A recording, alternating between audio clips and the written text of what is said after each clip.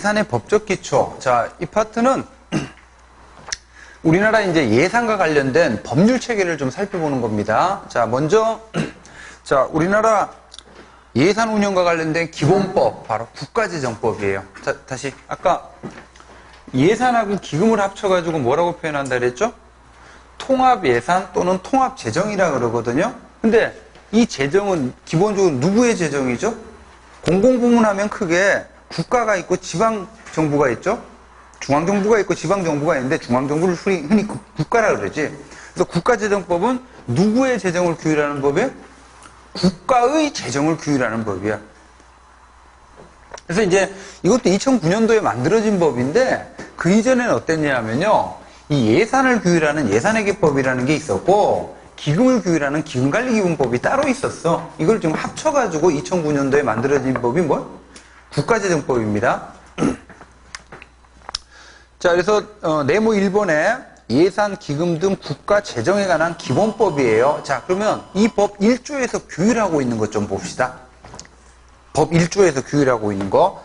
자, 국가의 예산, 기금, 결산, 성과관리, 국가 채무 등 재정에 관한 사항을 규율하여. 자, 그 다음부터 효율적에다 동그라미. 효율적. 그 다음에 성과지향적 동그라미. 그 다음에 투명이라는 말 있죠? 투명 동그라미. 그 다음에 건전재정, 건전이란 말 있죠? 건전 동그라미. 자, 이것도 시험 문제 한번 나왔는데 우리나라 국가재정법 1조가 추구하는 가치.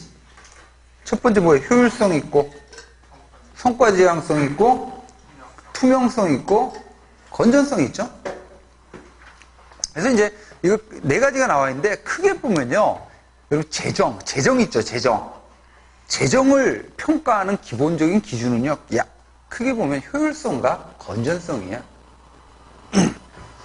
자, 그래서 이제 그 박스 안에 보시면 이 법 내용을 간단하게 좀 이제 정리를 해놨는데 제1장은 총칙입니다. 자, 여기서 규정되어 있는 거 일단 동그라미 2번에 국가재정운용계획을 수립해라. 그 다음에 동그라미 3번에 성과 중심의 재정운영 이런 것들이 여기에 규정이 되어 있고요. 자, 그 다음에 제2장으로 넘어가면 제2장은 예산을 규율하고 있는데 자, 여기서 아까 봤던 각종 예산 원칙들이 있죠? 전통적인 예산 원칙들이 그리고 동그라미 2번에 성인지 예산을 작성해라. 동그라미 3번에 조세지출 예산서를 작성을 해라. 그리고 4번에 총액 배분 자율편성제도 이런 것들이 여기에 규정이 되어 있어요. 그 다음에 이제 3장은 결산을 규율하고 있습니다. 자, 그 결산 파트에서는 동그라미 2번 자, 결산 보고서를 만들어 가지고 누구의 검사를 받아요? 감사원으로부터 검사를 받습니다. 그런 다음에 이제 다시 결산을 국회에 제출하는 거지.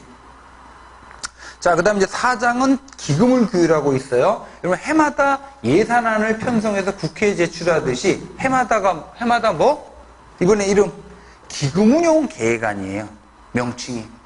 기금운용계획안을 수립해가지고 국회에 제출, 의결을 받습니다. 똑같이. 자, 일단 이제 국가재정법 내용을 개관을 했고, 디테일한 내용들은 이제 앞으로 쭉 하나하나 개별적으로 나올 것들이에요. 자, 넘겨보시면, 자, 두 번째 나오는 법이, 자, 정부기업 예산법인데, 명칭에서 정부기업 다음에 끊으세요. 정부기업 다음에 끊고, 예산에다가 동그라미. 자, 누구의 예산을 규율하는 법이야? 정부 기업의 예산을 규율하는 일종의 특별법이에요. 그래서 자, 정부 기업이다. 그럼 우리 이미 했습니다. 정부 부처 형태로 운영되는 공기업 있죠? 4개 외우시라 그랬어요. 우편, 우체국예금, 양국관리, 조달. 이 4개의 정부 기업을 규율하는 특별법 이름이 뭐? 정부기업 예산법. 그리고 이제 여러분 우리 전에 책임운영기관 설치운영에 관한 법률에서 책임운영기관 가운데 그 기관을 운영하는 데 필요한 수입의 전부의 또는 일부를 자체적으로 확보할 수 있는 경우에는 특별회계로 운영한다 그랬고 이 책임운영기관 특별회계 기관은 정부기업 예산법상의 정부기업으로 간주한다 그랬죠?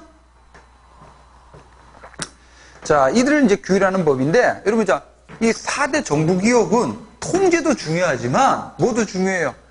정부가 이 4가지 수익성 있는 사업을 수행을 해가지고 어느 정도 성과도 내고 수익도 내야 될 거 아니에요.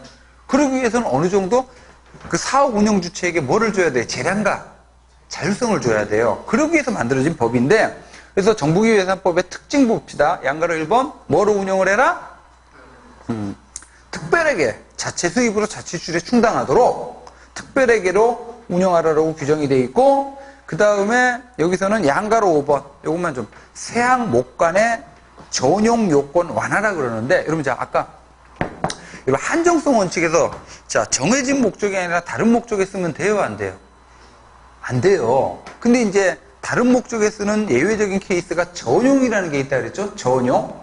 근데 이제 일반적으로 전용을 하기 위해서는 사전에 기재부 장관의 예를 들어 보건복지부에서 예산 항목을 전용하려고 한다. 그러면 기재부 장관으로부터 승인을 얻어야 돼요. 응? 근데 이제 이 4대 정부기업에서는 거기에 전용 요건이 완화돼서 중앙간서장이 알아서 자체 전용하고 사후적으로 뭐만? 명세서만 송부해라. 이게 이 4대 정부기업 예산 운영 과정에 뭐를 부여하고 있는 겁니까? 쉽게 표현하면 자율성을 부여하고 있는 거지. 자, 세 번째 법. 공공기관 운영에 관한 법률. 공공기관 다음에 끊으세요. 자, 이 법은 뭐를 규율하는 거예요? 공공기관을 규율하는 법이지. 우리 전에 여러분 자 지금 국가재정법하고 정부기업 예산법은 규율 대상이 순수한 뭡니까? 정부부문이에요. 정부부문에서 일하는 사람들은 공무원이죠. 자, 근데 우리나라에는 준정부문이 있죠. 여러분 흔히 알고 있는 공사공기업. 이들을 규율하는 기본법이 뭐라고? 공공기관 운영에 관한 법률이에요. 자, 이 공공기관 운영에 관한 법률에서 말하는 공공기관에는 국가나 지방자치단체는 포함이 안 돼요. 흔히 말하는 공사공기업 이렇게 생각하시면 돼. 이것도 역시 2009년도에 이제 2007년도에 만들어진 법인데 과거에는 정부 투자기관 관리기본법, 정부 산하기관 관리기본법 여러 법들이 있었는데 이거를 노무현 정부 때 그냥 하나로 묶어가지고 공공기관 운영에 관한 법률 이렇게 되어 있습니다. 자, 이 공공기관의 정의 좀 봅시다. 자, 공공기관이라 하면 이거 좀 외우셔야 돼. 국가나 지방자치단체가 아닌 별도의 뭐예요? 법인단체 기관입니다. 자, 여기에는 먼저 뭐 들어가요? 정부 출연기관이라는 게 들어가요. 정부 출연기관. 그러니까 정부가 그 기관의 운영 경비를 100% 대는 경우, 뭐 이 정부 출연기관의 대표적인 케이스는 저런 것들이에요. 각종 국책 연구소들이 있죠. 뭐 한국개발연구원, KDI 또는 뭐 한국행정연구원. 이건 정부기관은 아닙니다. 하지만 그 운영 경비를 일체 정부가 이제 출연, 이걸 이제 정부 출연기관이라고 그러고, 그 다음 동그라미 2번, 정부가 지원하는 금액이 그 기관 총수입액의 2분의 1을 초과하는 경우. 그럼 이거 지금 재정을 거의 정부한테 의존하고 있다는 얘기죠? 그 다음에 이제 세 번째, 정부나 공공기관이 50% 이상의 지분을 갖고 있으면 당연히 정부가 대주주죠? 또는 이제 30% 이상의 지분을 갖고 있으면서도 그 공공기관의 정책 결정을 자지우지하는 경우, 자, 이 네 가지 가운데 어느 하나에 해당되면 해마다, 너는 공공기관이다라고 기획재정부 장관이 끝자락에 지정을 해요. 자, 중요한 건 오른쪽인데, 자, 구분이 중요합니다. 시험 문제 많이 나와요. 자, 이 법률에서, 공공기관 운영에 관한 법률에서 공공기관은 크게 몇 가지로 구분이 돼요? 세 가지로 구분이 됩니다. 먼저, 공기업. 그리고 이 공기업이 되기 위해서는 일단, 스스로 벌어들이는 수입액이, 즉 자체 수입액이, 총 수입액이 얼마를 넘어야 공기업이 돼요? 2분의 1을 넘어야 공기업이 됩니다. 자, 이 공기업은 다시 뭐와 뭐로 나뉘어요? 시장형 공기업이 있고 준시장형 공기업이 있는데, 이 시장형 공기업은 두 가지 조건을 동시에 충족해야 돼. 자, 자산 규모가 일단 얼마 이상? 2조 원 이상이 돼야 되고, 자체 수입액이 대통령령으로 정하는 기준인데 85%로 돼 있어요. 이거를 넘어서는 이런 경우에는 시장형 공기업이 되고, 이 두 가지 요건 가운데 어느 하나 기준을 결하게 되면 뭐가 돼요? 준시장형이 됩니다. 근데 준시장형도 자체 수입액이 얼마 이상은 넘어야 돼? 2분의 1은 넘어야 돼요. 그리고 정원이 몇 명 이상은 돼야 돼요? 50명 이상은 돼야 돼. 맨 위에 보면 공기업하고 준정부기관은 정원이 몇 명 이상이 돼야 된다고 되어 있어요? 50명 이상은 돼야 돼요. 자, 그 다음에 양가로 2번 준정부기관. 여러분, 준정부기관은 다시 두 가지로 나뉩니다. 기금관리형 준정부기관이 있고 위탁집행형 준정부기관이 있어요. 기금관리형 준정부기관에다가는 EX 한 다음에 연필로 뭐 국민연금관리공단 이렇게 써주시고, 국민연금관리공단. 그 다음에 이제 위탁집행형 준정부기관은 밑에다가 EX 하신 다음에 연필로 한국소비자원. 뭐 이런 여러 가지가 있는데 하여간 일단 대표적인 예. 자, 그 다음에 이제 공기업도 아니고 준정부기관도 아니면 나머지 싸그리 다 뭐가 돼요? 기타 공공기관이 돼요. 자, 그러면 이 공공기관 운영에 관한 법률에서 규율하려고 하는 주된 타겟은 누구와 누구겠어요? 공기업과 준정부기관이 주된 타겟이지. 자, 특징 한번 보세요. 특징. 여러분, 자, 공기업 준정부기관, 즉 공공기관은 독자적인 법인체죠. 정부 부문에 속하지 않아요. 한국철도공사법이라고 하는 특별법에 의해서 만들어진 독자적인 법인이야. 삼성과 같은 독자적인 법인격체예요. 그리고 이 철도공사 운영에 대해서 국토교통부가 껌껌이 간섭해야 하네요. 안 하죠. 그래서 양가로 3번에 이사회 중심으로 책임경영체제가 확립되어 있어. 그러니까 한국철도공사 이사회, 여기서 이제 이들을 중심으로 책임경영체제가 확립돼서 공공기관의 자율적인 운영을 보장합니다. 그 다음에 양가로 4번 보시면 대신 여러분, 자, 한국철도공사가 있어요. 그러면 그 한국철도공사를 관리하는 주무기관은 어딜까요? 중앙부처는? 국토교통부지, 국토교통부. 그래서 대신 양가로 4번 주무기관의 장, 국토교통부 장관하고, 그 다음에 공공기관장 누구겠어요? 한국철도공사 사장하고 뭐 체결하도록 돼 있어요? 성과계약을 체결하도록 돼 있고, 그 다음에 경영실적평가에다 동그라미. 경영실적평가는 누구로부터 받아요? 모든 공공기관의 경영실적평가는 외워두세요. 기재부 장관이 경영실적평가합니다. 자, 양가로 5번 공공기관 예산은 여러분 국가 재정 자체에 포함이 돼요, 안 돼요? 안 돼요. 우리나라는 이걸 독립재산제라고도 해요. 자, 그리고 양가로 6번 국가 재정 자체에 포함이 안 되니까 공공기관 예산은 국회 의결을 받아요, 안 받아요? 안 받습니다. 그래서 거기 나와 있다시피 이제 공공기관장이 이제 예산안을 편성해서 이사의 의결만 거치면 확정이 돼요.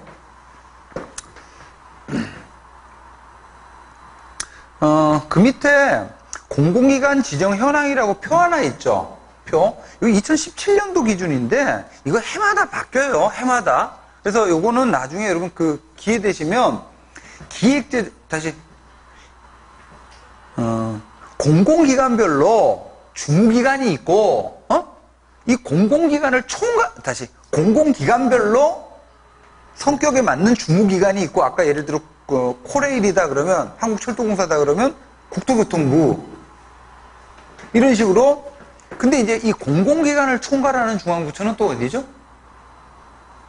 공공기관을 총괄적으로 관리하는 중앙부처 기획재정부예요. 기획재정부. 그래서 나중에 시간 되면 이거 제가 심화 시간이나 문제 풀 때 한번 말씀드리겠지만, 기출문제 나오면 기재부 홈페이지에 들어가면 거기에 2018 공공기관 이렇게 나오면 올해 지정되어 있는 이제 공공기관 현황에 관한 표가 쭉 나와요. 그런 식으로 좀 참고를 하시면 돼요. 일단 2017년도 기준으로 거기 이렇게 표시가 된 거고, 이거 되게 많아.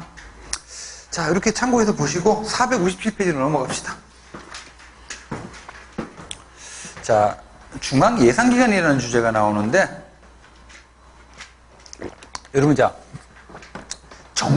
중앙예산기관은 뜻이 이거예요.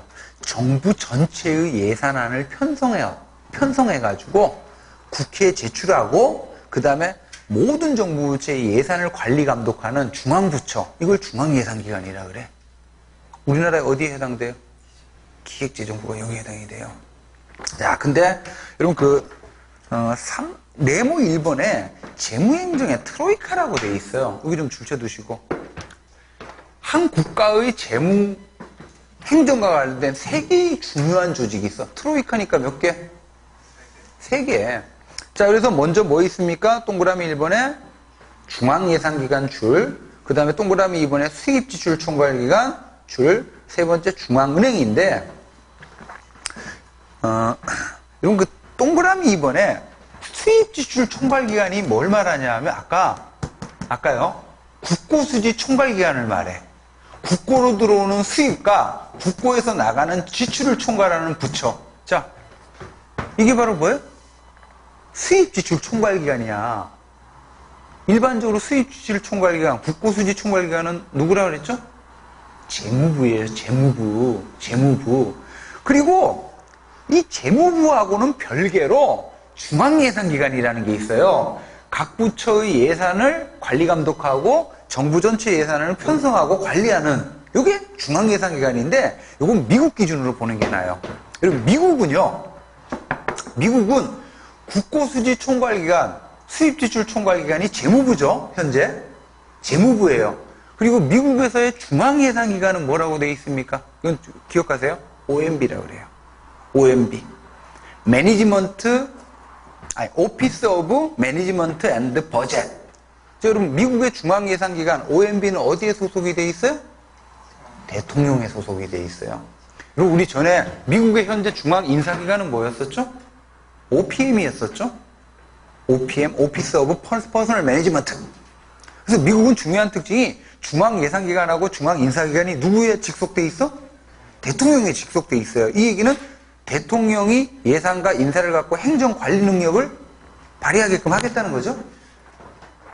자, 근데 이제 우리나라는 지금 뭐냐 하면, 그리고 이제 국고금은 어디에 있습니까? 중앙은행에 있죠? 그래서 이제 3개의 조직이 나오는데, 우리나라는 현재 기획재정부가 주된 역할이 재무부의 역할을 하는 거고, 플러스 뭐의 역할도 하고 있어요? 중앙예산기관의 역할도 하고 있어요. 우리나라는. 자, 그럼 미국 같은 경우는, 자, 재무행정 조직이 3개로 쪼개져 있죠?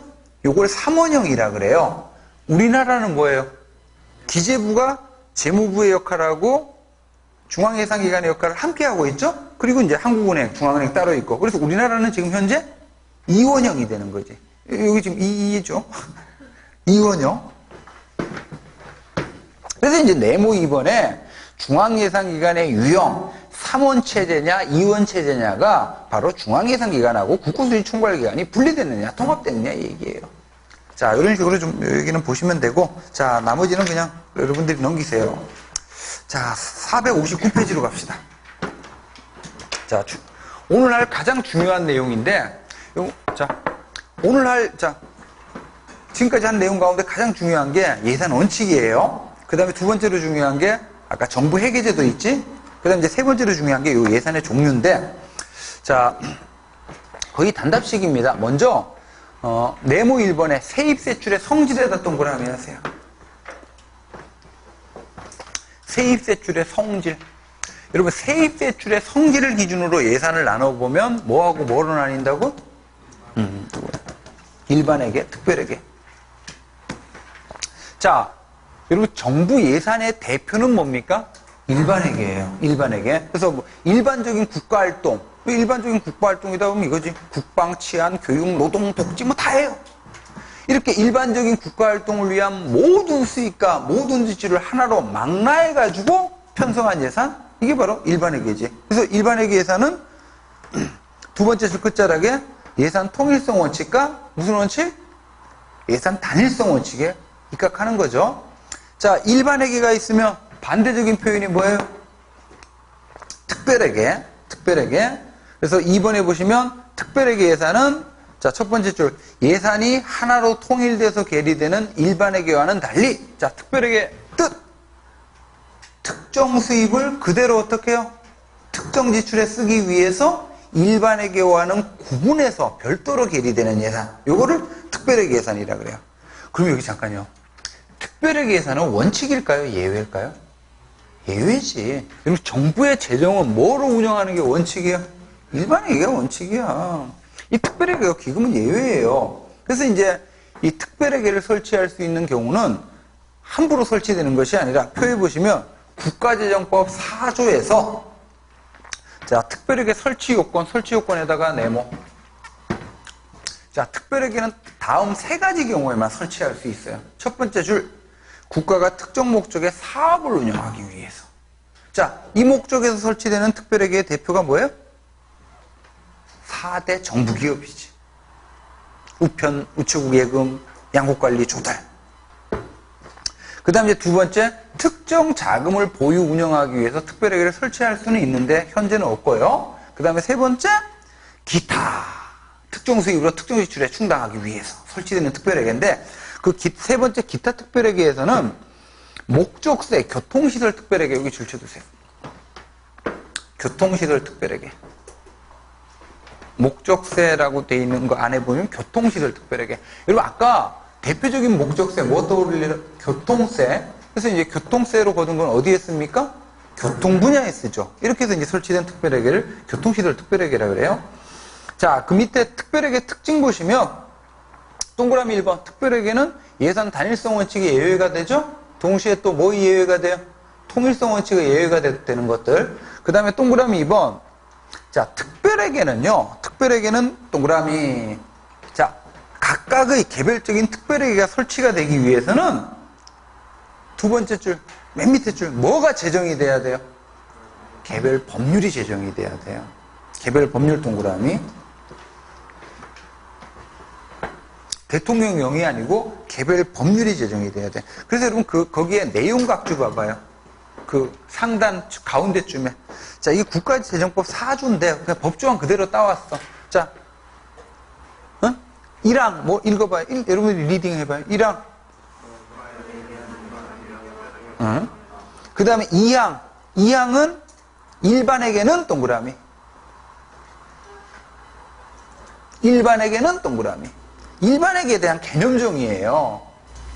읽어봐요. 일반에게는 그 다음에 이제 사망 특별에게 동그라미 하시고. 이건 특별에게 개념정의야. 자, 특별에게는 그다음 읽어보세요. 첫 번째. 그 다음에 두 번째. 세 번째. 충당함으로써 일반회계와 구분해서 계리할 필요가 있을 때에 다음에 끊으세요. 때에 이럴 때 뭐가 제정이 돼야 돼? 법에 딱 규정이 돼. 법률 동그라미. 근데 더 나가면 별표 1에 규정된 법률. 별표 1에 규정된 법률에다 또 줄. 자, 요거는 나중에 여러분 제가 국가법령정보 앱 하라 그랬죠? 거기서 국가재정법 4조 띄운 다음에 요 별표, 요 파트에 보면 파란색으로 링크가 돼 있어요. 요거를 누르면 이 별표라는 게 뭐냐 하면 법에서 행정법규에서 보면 법의 맨 뒤에 있어요. 별표도 법입니다. 거기에 보면 현재 설치된 특별회계 근거법들의 이름이 쭉 적시가 돼 있어. 요거 한번 눈여겨보세요. 누르기만 하면 돼, 누르기만 하면. 자, 넘겨보시면, 자, 양가로 3번에 특별회계의 장단점 좀 볼게요. 장점. 이 장점이 특별회계를 설치하는 이유인데, 자, 동그라미 1번, 정부가 운영하는 특정 사업에 뭐가 명확해져? 재정 수지가 명확해지고, 자, 그 다음에, 동그라미 2번, 자, 이렇게 특별회계를 운영함으로써 특별회계를 운영하는 행정기관에게다 뭘 주겠다는 거예요? 재량을 주겠다는 거지. 그래서 이제 어느 정도 수익, 능률, 이것도 높이고 경영합리화가 이루어지도록. 자, 단점 봅시다. 단점. 자, 여러분, 특별회계가 많아지면 예산 구조가 심플해져요? 복잡해져요? 복잡해져요, 줄. 자, 이렇게 하면 동그라미 3번. 입법부나 국민들이 예산을 감시하고 통제하기도 어려워지는 거지. 자, 기금 갑시다. 기금.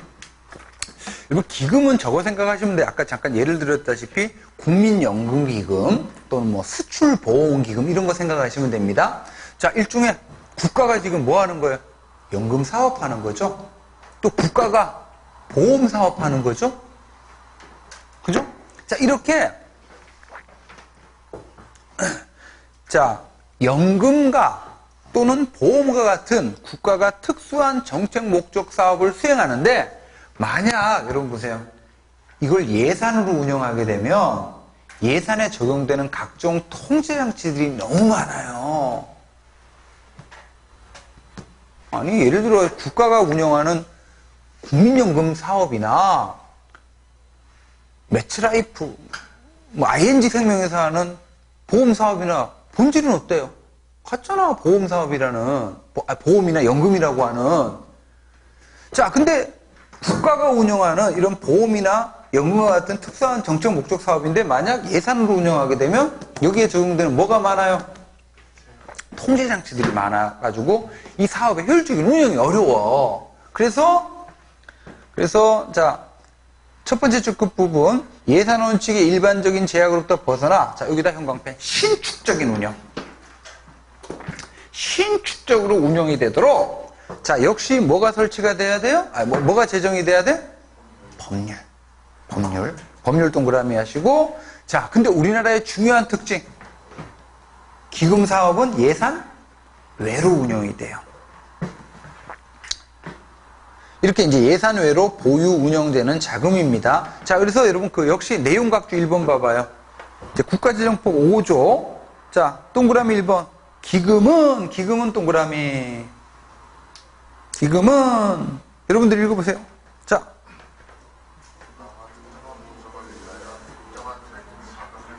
여기까지 줄. 국가가 특정 목적을 위해서 특정 자금을 신축적으로 운영할 필요가 있을 때 요게 기금의 요건이야. 법에서 규정되어 있는 때에 하나여 다음에 끊으세요. 여러분 지금 법률 조항에서 하나여라고 돼 있지 이거는 기금이 원칙이란 얘기야 예외란 얘기예요. 예외란 얘기지. 하나여. 자, 끊고 이것도 역시 뭐예요? 법률 다시 동그라미. 자, 본문 올라갑시다. 동그라미 2번. 자, 여러분 이렇게 우리나라에선 기금은 예산 외로 운영되는 건 사실인데 자, 어디에는 포함이 돼요? 예산에는 포함이 안 되지만 통합 예산에는 포함이 돼요. 그래서 동그라미 2번에 예산 통일성 원칙의 예외가 되고 자, 통합 예산의 구성 요소가 되고 그럼 자, 예산은 해마다 예산안을 국회에 제출해서 국회 심의 의결을 거치죠? 역시 마찬가지로 기금은 아까 뭐라 그랬습니까? 명칭이 기금운용 계획안이라는 것을 작성해서 국회에 제출해서 국회 심의 의결을 거쳐요. 이게 이제 2003년 이전에는요, 예산은요, 국회 의결도 이 기금은 국회 의결도 안 받았었어. 행정부가 멋대로 했었어. 근데 이제는 이 기금도 기금운용 계획안이라는 이름으로 국회 심의 의결, 국회 통제와 감시를 받아요. 자, 오른쪽 페이지 보시면 하단에 461페이지 하단에 자, 예산과 기금의 양가로 1번 공통점에다 동그라미 그리고 양가로 2번에 차이점에다 동그라미 뭐 공통점은 방금 말씀드린 거예요. 통합예산의 구성요소 매년 국회 심의 의결을 받는다. 자, 차이점 보시면 차이점은 동그라미 2번 한번 봐봐요. 동그라미 2번에 예산 2에다 동그라미 하시고 첫 번째 줄 끝자락에 기금은에다 동그라미 하시고 비교한 건데 여러분 예산은요. 여기 보세요. 여기 다시 2017년도 일반회계 224조 원이다. 이 얘기는 다시 표현하면 2017년도라는 회계기간 동안에 224조 원이라는 돈을 정부가 걷어서 이걸 그대로 뭐야? 쓰겠다는 거죠.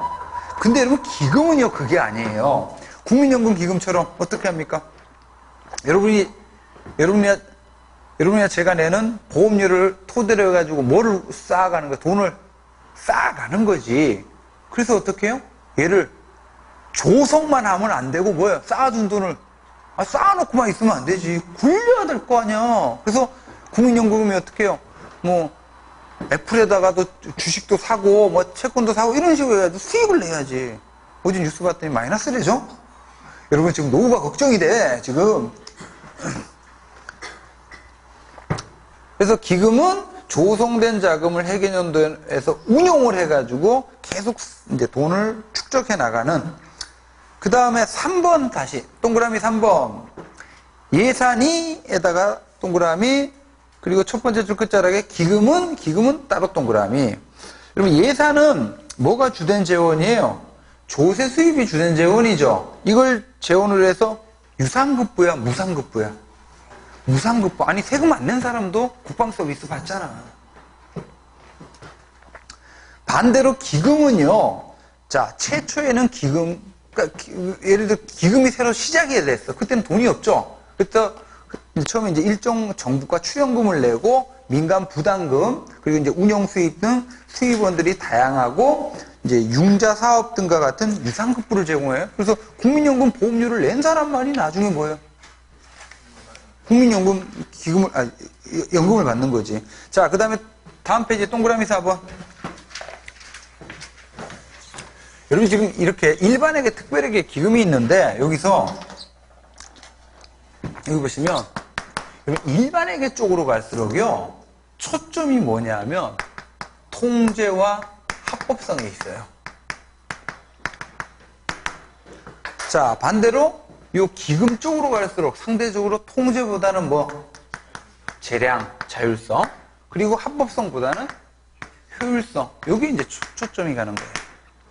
그 얘기야. 동그라미 3번 예산은 동그라미, 그리고 기금은 따로 동그라미. 자, 그 다음에 양가로 3번에 기금과 예산의 관계인데, 여기 보세요. 지금 일반에게, 특별에게 기금 이렇게 구분이 돼 있죠? 그죠? 여러분, 이 기금 가운데서는 공무원 연금기금이라는 게 있거든요? 공무원들이 달달이 월급의 일정 부분을 기여금으로 내죠?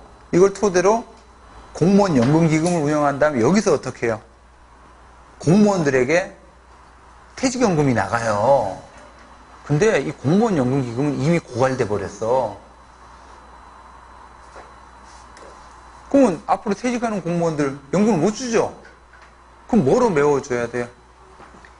일반에게 세금으로 메워야 돼요. 일반에게 주된 재원은 세금이잖아. 아니 또 특별하게 보시면 우편사업 있죠? 우편사업. 우편사업은 원칙이 뭐예요?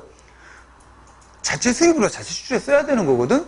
근데 우편사업 수익성이 그렇게 높은 사업은 아니잖아요. 그러다 보면 우편사업 자체로 보면 해마다 마이너스가 될 거 아니야. 그럼 가만히 내버려두면 망할 거 아닙니까? 그럼 어떻게 해요? 메워줘야 돼요. 일반회계에서. 그래서 이제 일반회계에서 특별회계로 가는 뭐가 있어요?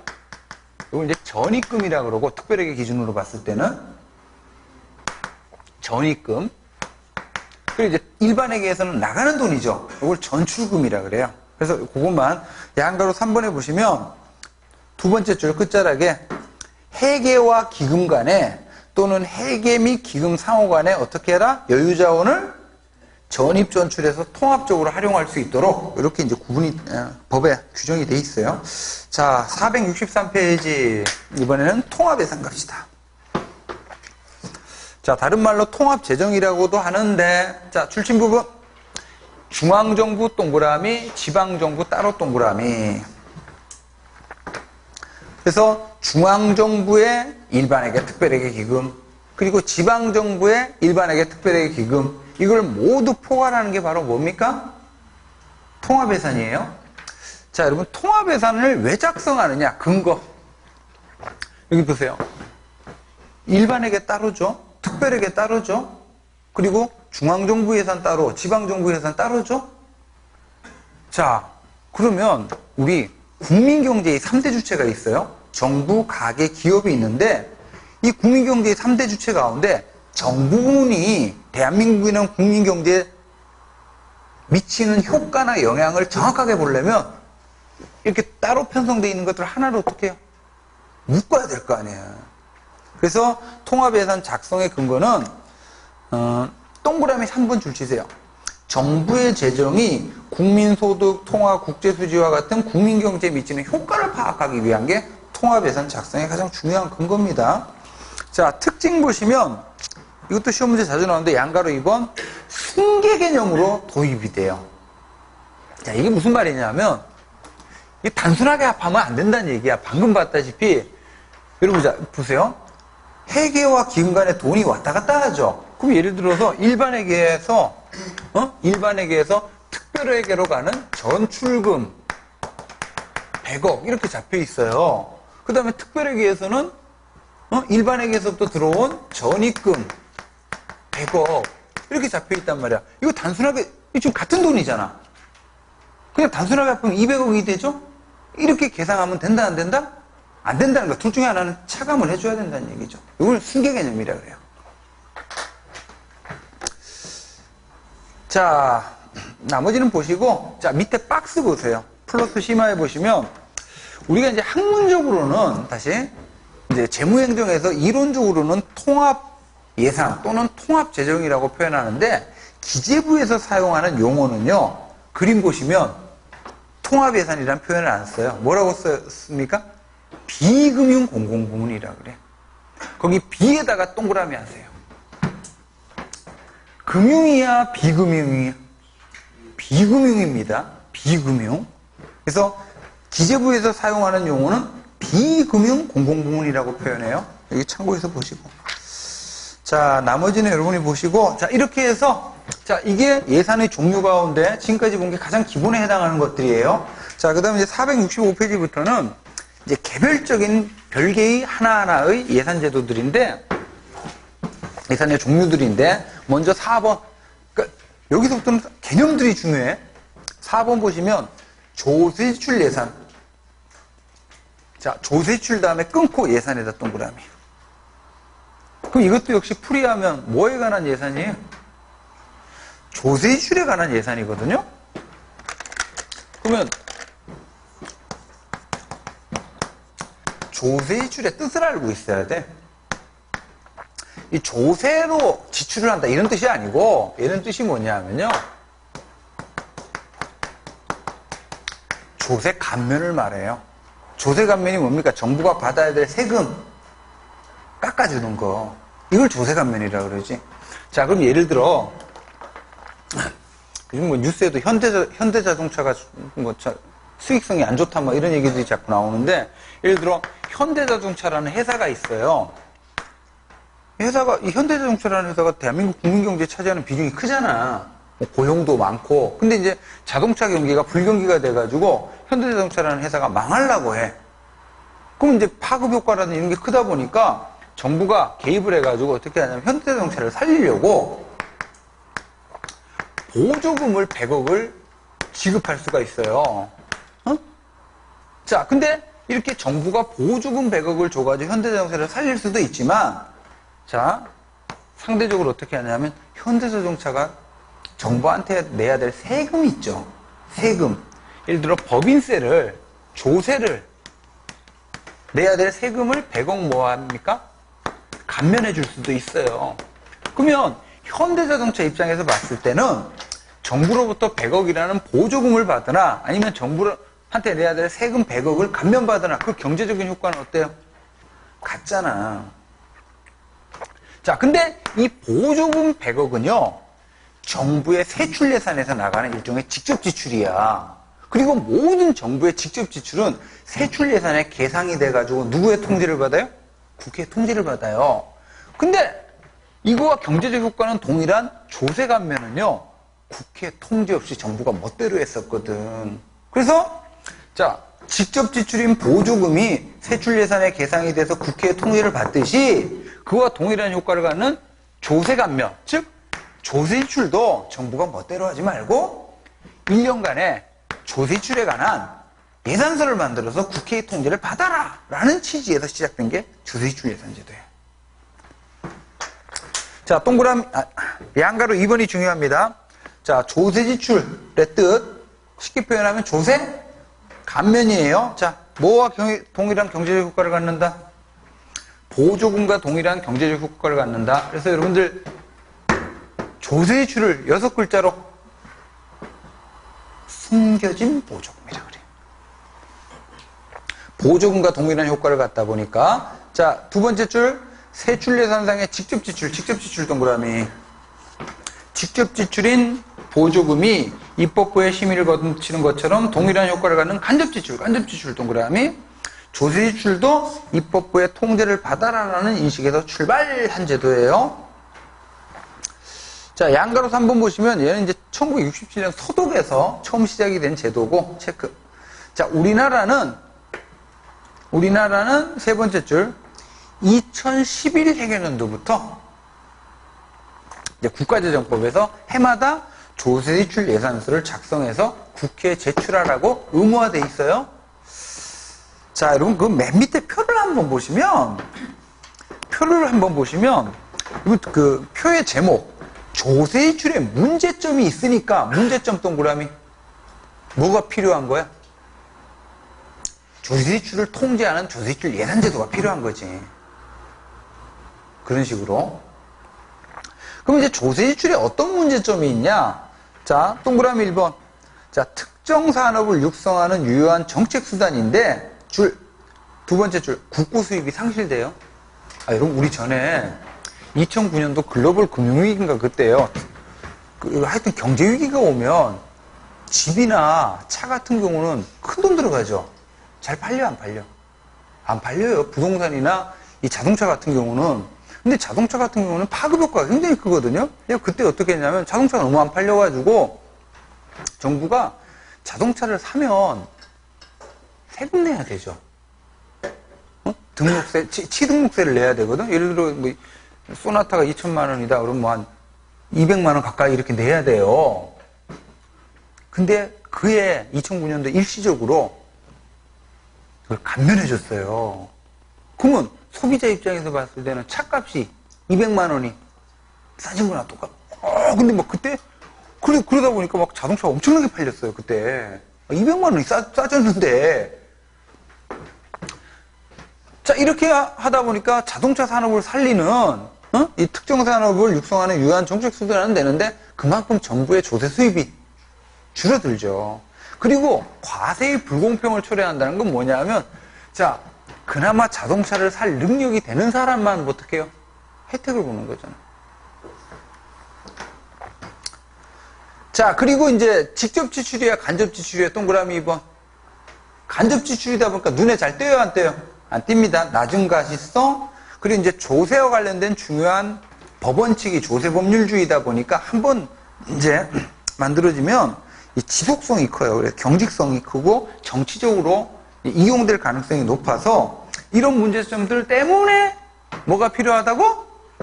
조세지출 예산서가 필요하다는 얘기죠. 자, 466페이지 한 장 넘기시면 이번에도 뜻인데, 자, 지출통제 예산. 자, 얘도 개념이 중요해요. 여기 잠깐 보세요. 하나의 사례를 들 건데, 여기 엄마가 있어요. 딸이 있어. 그러면 이제 엄마가 딸한테 용돈을 주는 방식인데, 딸이 초딩이야. 아직 미성숙하죠. 그러니까 이제 초딩 딸한테는 엄마가 용돈을 어떻게 줍니까? 딱딱 정해서 줘요. 요 돈 1,000원은 학용품 사는데 써. 그리고 요 돈 1,000원은 뭐 교통비에 써. 그리고 요 돈 1,000원은 군것질 하는데 써. 이런 식으로 구체적인 금액과 구체적인 용도를 어떻게 딸한테 정해서 주죠. 그죠? 그럼 그 딸은 어떻게 해요? 엄마가 시킨 대로 정해진 목적에 정해진 돈을 쓰면 돼요. 공부 잘하고 못하고 이거 필요 없어. 엄마가 하는 대로만 하면 돼. 대신 어때요? 예를 들어가지고 학용품 사라고 1,000원을 준 건데 이거를 친구하고 떡볶이 사 먹는데 썼어. 전용한 거죠? 그럼 엄마한테 뒤지게 맞죠? 이게 바로 초딩 딸한테 용돈을 주는 방식이에요. 응? 자, 근데 그 딸이 성장을 했어. 성장을 해 대학생이 됐어요. 그래갖고 이제 내가 직업을 선택을 해야 되는데 공무원이 적합할 것 같아. 그럼 이제 공무원 시험을 준비를 해야 되잖아요.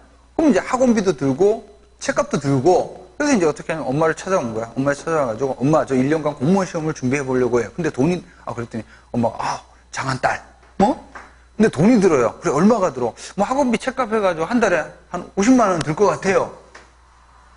알았어. 그러면 엄마는 딸한테 어떻게 합니까? 달달이 50만 원이라는 용돈을 총액으로 줘요. 그러면 그 딸은 그 50만 원 용돈 받아가지고 학원비에 쓸지 아니면 남자친구하고 저 놀이동산 가서 쓸지는 누구의 재량이야? 딸의 재량이죠. 대신 뭐로 책임져야 돼요? 1년 뒤 시험, 학교 이런 손가락 책임을 져야 돼. 이게 지출통제예산이야. 자, 잠깐요. 제가 방금 드렸던 사례에서 초딩딸, 초딩딸한테 용돈 줬던 방식은 뭐예요? 전통적인 예산제도예요. 뭐 중심이야? 통제와 합법성이야. 하지만 최근의 예산제도는요, 후자예요. 대딩딸. 응? 이렇게 해서 나온 예산제도를 뭐라고? 지출통제예산. 자, 그래서 지출통제예산 줄 치세요. 첫 번째 줄. 개개 항목에 대한 통제가 아니라, 자, 뭐만 통제해요? 예산 총액만 통제하고 구체적인 항목별 지출에 대해서는 행정부에 재량을 주고 대신 뭐로 책임지워? 성과로 책임지우는. 요거를 지출통제예산이라고 그래요. 세 번째 줄 어떤 개혁의 일환으로 나온 거예요? NPM적 예산개혁으로 나온 거예요. 우리 NPM이 앞서 봤다시피 시장주의 플러스 신관리주의였잖아요. 자, 요런 이제 지출통제예산이, 자, 양가를 이번에 총괄배정예산이라고도 합니다. 영어로 뭐라고 돼 있어요? 벌크죠, 벌크. 덩어리 예산. 여러분, 아까 행안부 사례 드렸었잖아요. 인건비, 사무용품비, 출장비, 구체적인 내역을 정해서 통제했는데, 이제는 그냥 기간 운영비, 다시 인건비, 사무용품비, 출장비, 이게 사실상 뭐예요? 그 기간을 운영하는 경비잖아. 자, 요거를 이제 양가로 이번에 운영예산제도 또는 총괄경상비라고도 해요. 운영예산제도, 총괄경상. 그래서 봉급, 공공요금, 여비와 같이 독립항목이었던 운영경비를 그냥 하나로 묶어서 통합해서 운영하는 거죠. 자, 이렇게 해서 이제 나타난 게 우리나라에서 이름 기억하세요? 총액인건비제도라고 그래요. 명칭. 총액인건비제도. 자, 그러면 이 총액인건비제도는 개념, 즉 목적만 좀 알고 계시면 돼요. 자, 첫 번째 줄. 인력 운영의 효율성을 높이고 조직의 성과를 향상하기 위하여 다음에 끊고. 자, 각 시행기관이 있습니다. 중앙행정기관하고 책임운영기관인데, 자, 각 시행기관이, 거기다 줄, 두 번째 줄. 당해년도에 편성된 총액인건비 예산 범위 안에서, 여기다 줄. 그러니까 해마다, 예를 들어 행안부다, 그러면 행안부의 총액인건비 예산이 딱 정해져요. 예를 들어 그게 100억 원이야. 총액인건비로. 그러면 그 범위 안에서 어떻게 하는 거예요? 형광펜 첫 번째. 기구나 정원을 어느 정도, 일반적으로 이거 보세요. 어떤 중앙행정기관에 정원을 늘리려면, TO를 늘리려면 뭐가 수반돼야 돼요? 돈이 필요하잖아, 예산이, 인건비가. 그죠? 그래서 이 총액인건비 예산 범위 내에서 어느 정도 기구나 정원을 자율적으로 결정할 수 있어요. 그리고, 자, 소속 공무원들의 성과급 같은 거 지급하려면 또 뭐가 필요해요? 돈이 필요하잖아요. 그래서 이 예산 범위 내에서 보수를 어느 정도 자율적으로 정할 수가 있고, 그 다음에 예산 운영, 그 총액인건비 예산 범위 내에서는 전용이 자유로워요. 여러분, 아까 일반적으로 전용을 하려면 누구의 사전 승인 얻어야 된다 그랬어요? 기재부 장관 사전 승인 얻어야 된다 그랬잖아. 근데 이제 이 총액인건비 예산 범위 안에서는 어느 정도 자율적으로 전용을 할 수 있단 말이야. 그래서 세 개 분야입니다. 첫 번째 기구정원, 두 번째 보수, 그리고 세 번째 예산운영. 자, 여기에 자율성을 가지되 뭐에 대해서 책임지도록 결과로 이제 성과로 책임지도록 하는 제도가 현재 우리나라의 총액인건비 제도예요. 뭐 세부적인 내용은 2번, 3번, 4번 한번 읽어보십시오. 자, 이렇게 보시고, 자, 오른쪽 페이지. 자, 이번에는 성립시기에다가 형광펜. 자, 성립시기를 기준으로 예산을 나눠보면 어떻게 나눌 수 있다? 본예산, 수정예산, 추가경정예산 이렇게 나눌 수가 있다는 얘기예요. 자, 여기서부터는 잠깐 쉬었다 계속 합시다.